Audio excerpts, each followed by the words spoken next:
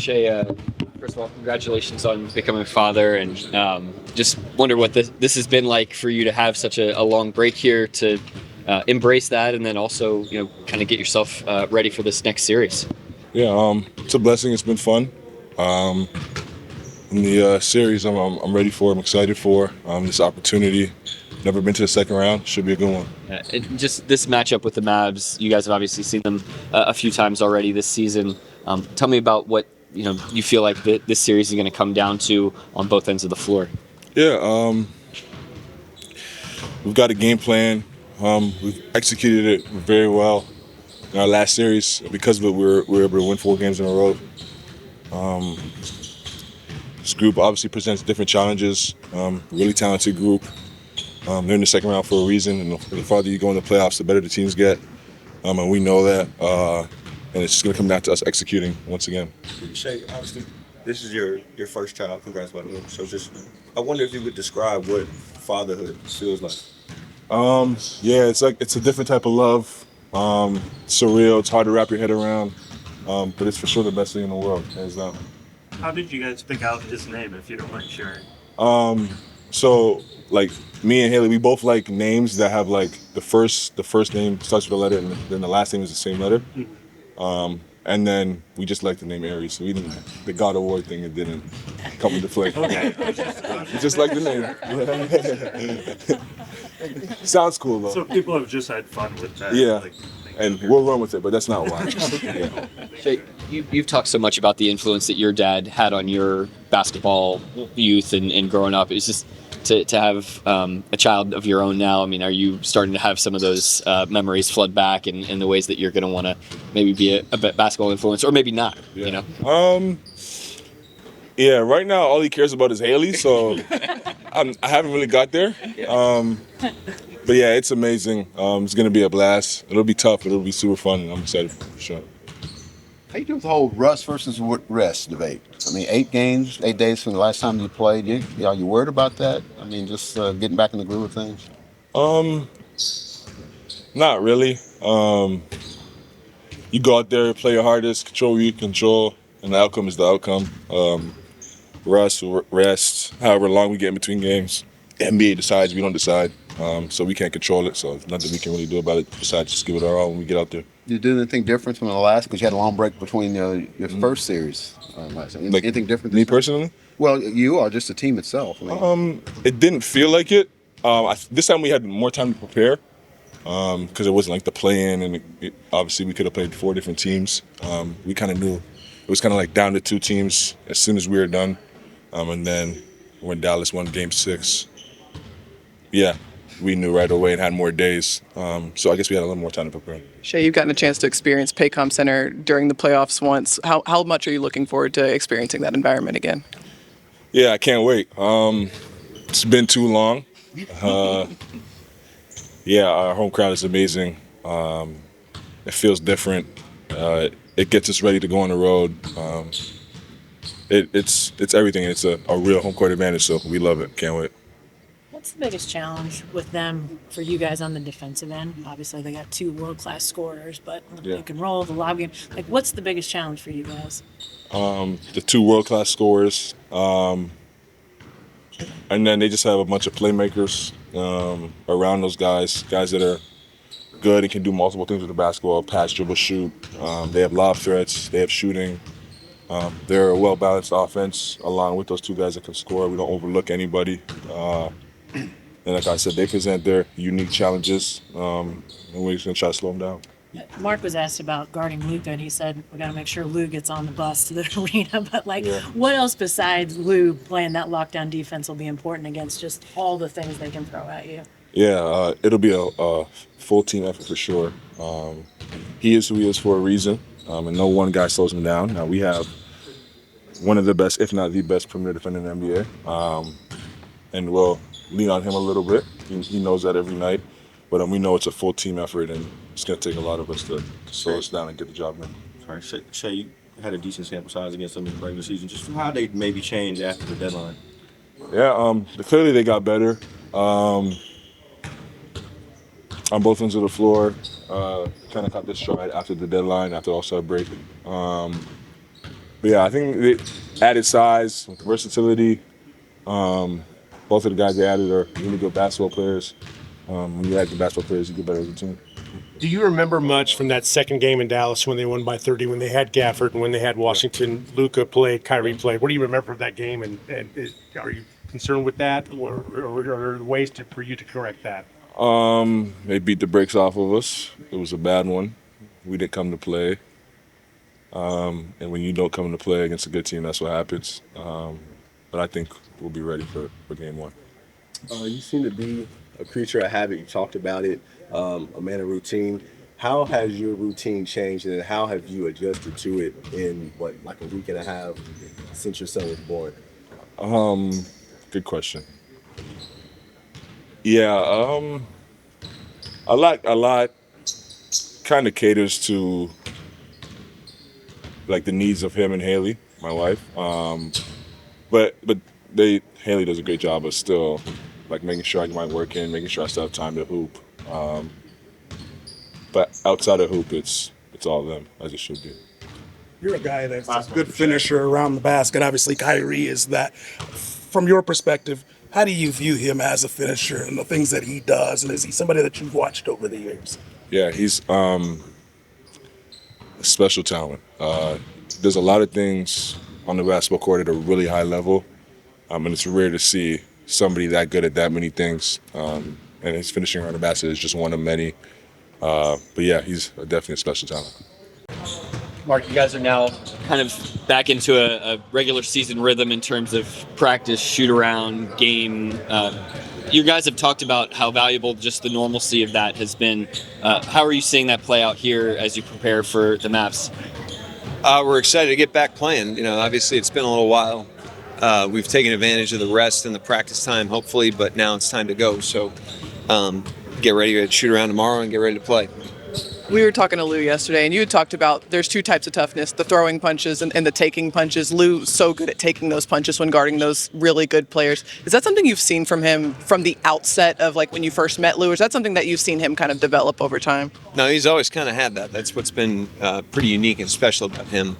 And especially in that role, when you're guarding players as good as he's guarding night after night after night, they're going to get the best of you on a lot of possessions for sure. And they're going to get the best of you on some nights. And he's just a punching bag with that. He's got a great mentality. He's just an unbelievable competitor. And this, generally zooming out to the team, this is a series that you're going to have to take some punches. I mean, this is a heavyweight battle against a team that obviously can throw their punches. And so we're going to have to be ready for that. Mark, what role do you expect Casey to play in this series? We'll see. I mean, same, as it's been all year. I mean, the hardest thing is you prepare for game one, but once game one happens, then the series kind of unfolds from there. So I honestly don't know what role anybody's going to play in this series other than the way that we'll start things out tomorrow night. They were one of the teams that, really kind of left Josh, especially early. How have you seen Josh get better since then? And do you kind of expect Dallas to deploy that strategy? Yeah, they've done it. They did it in Dallas. They did it the second time in Dallas, and then they did it the last time here in Oklahoma City. So they've done it 3 times. Not the last game of the season. They didn't play their guys. But the other 3 games, they've cross-matched and plugged. It certainly was more bothersome to us early in the season. We've just gotten so much exposure to it since then that I think we've improved as a team in terms of understanding how to attack it. Josh has improved in terms of understanding the skills required to attack it. And he's also playing with a lot of confidence right now. So I do think they'll do it regardless of who's on the court. They've kind of shown that through the 3 games. So we're certainly expecting them to do that. And then we'll just see how we attack it. Think about decisiveness. Is that the main thing? Yeah, decisiveness, activity. Like if a team's playing you, in a static way, then if you're static, then you're playing into their hands. So getting whoever that is on the move, moving them into action, getting them cutting, offensive rebounding, those sorts of things, diversifying your portfolio a little bit makes it harder to be ignored. And in the response to those coverages now, like with how much you've maybe seen them and seen what that looks like how much of it now just falls on execution from him? Well, it's certainly not just execution from him because it's a team thing. number one. And number two, they don't just cross-match him. They've cross-matched a lot of our players throughout the course of the season. So they've done it to Dort, they've done it to Wiggins, they've done it to Kaysen. If we throw two bigs on the floor, they'll certainly do it there. So it's a team, endeavor. And then the other thing I'll say, I've said all along, is we got off to a really good start offensively this season. The first couple months of the season, we were one of the best offenses in the league. And what that did is it had teams showing their hand in terms of schemes against us. So we saw a lot of cross-matching and plugging. We saw a lot of zone. We saw a lot of double teaming of Shai specifically. And we saw that early in the year. And we didn't always handle it perfectly, but it's given us a ton of exposure to those things. It's given us a lot more comfort in attacking them. And that's a good thing, because now we're at a point where, in a series, teams are going to try every scheme to try to stop you, slow you down. And I don't think there's going to be much that anybody can throw at us at this point that we haven't seen in the course of the regular season. Right after the trade deadline, when they traded for Gafford and Washington, I think it's the one game that both Luka and Kyrie played. They beat you guys down. Was there anything about that game that you remember that you learned about that game? Or, of course, I know it's the regular season, rest, and all that kind of stuff. But anything you remember about the game that they did that you learned from? Yeah, I remember losing by 40. Yeah, I know that. Yeah, I remember winning the next day too. It's like, after a game like that, the best thing you could do is play it back-to-back, because all you want to do is overreact and you don't have time to. And we played Sacramento at 2:00 the next day, and we literally didn't have any time to do anything. We came out and beat Sacramento the next day, and that taught me that coaching's overrated. Coach, you said the other day that at some point you're probably going to lose a game in this playoff. I would think so. Yeah, that's the nature of it. So what have you talked about with your team, or what do you know about this team that makes you believe they will be able to overcome adversity? I mean, we've made a habit of that all year. So I don't really talk a ton of those situations. I don't create ghosts, to chase. We handle things as they come up. Everything for us has been new so far. So we just played our first playoffs, game a week and a half ago.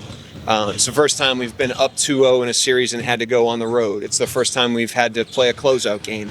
And so I think if you spend too much time talking about those hypotheticals, you can distract, a team that has proven that we respond well to different situations over time. And so we're going to be in a lot of different situations. That's the beauty of going through this for the first time. And we'll learn from them, as we have all year. We'll learn from the good, learn from the bad. If and when we lose a game, which I'm sure is coming at some point, we'll see how we respond, and then we'll learn from that. So much of the defensive spotlight in the first round was on Lou and everything that he did, but Chet's defense was pretty outstanding too. What did you like about his performance in the first round, and how does that challenge for him change with the pick and roll and the lobs that the Mavs do? Yeah, it all works together. It's never one guy in a team game. And so, you've got Lou and Dub and Kaysen, Wiggins, those guys really pressuring, Ingram and McCollum. And then you've got Chet back there, rim protecting. Not only him, I thought Shai did an exceptional job in that series, off of Jones. Jay Will always does a great job with the early help. So it all works together. We found a way to have it work together well on that end of the floor. But this is a different opponent that's going to require different schemes and that presents different challenges, and we got to figure out how to work together to solve those problems in this series. Mark, After the last game of the year, you said the playoffs can be uncomfortable. What are some examples of that uncomfortable feeling? I mean, everything about it's uncomfortable. You're playing against a high-level opponent with high stakes.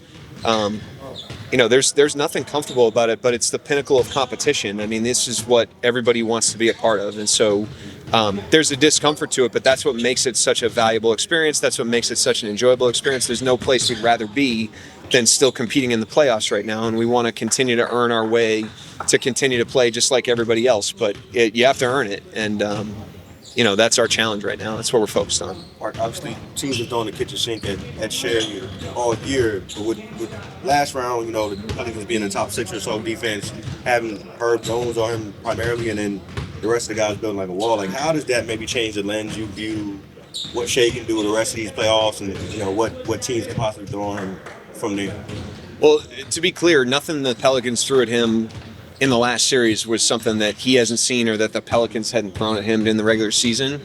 And that's kind of my point is, part of the benefit of having as good of an offense as we did as early as we did in the season is it forced teams to adapt to us in almost a playoff-like manner early on and gave us a ton of exposure to a lot of different things. So there's nothing that Dallas is going to do, I don't think, that we haven't at least seen before, and that we haven't developed an attack against, and vice versa. There's nothing we're going to do to Doncic and Kyrie Irving that they haven't seen before. That's just the benefit of playing high-level games over a long period of time. Luka's a little different in that he's a big physical wing. What do you do in terms of bracing for that? Just make sure Lou is on time for the game. Dub, make sure Dub's pressuring. We have some dogs, that we have a lot of confidence in, and we have a team, behind those guys. They're not on an island against a player like him. Case and Wallace, you're not on an island against a player like him. So we all have to be locked in. But we're going to depend on our guys, and we have a lot of confidence in our guys, and so we're excited to see what it looks like. Mark, did you bestow any parenting advice on shooting? On Shai, no, not a ton of parenting advice. They're expensive. They take away all your time. They're inconvenient. That's not advice. And then somehow it's worth it, but it doesn't make a lot of sense. So.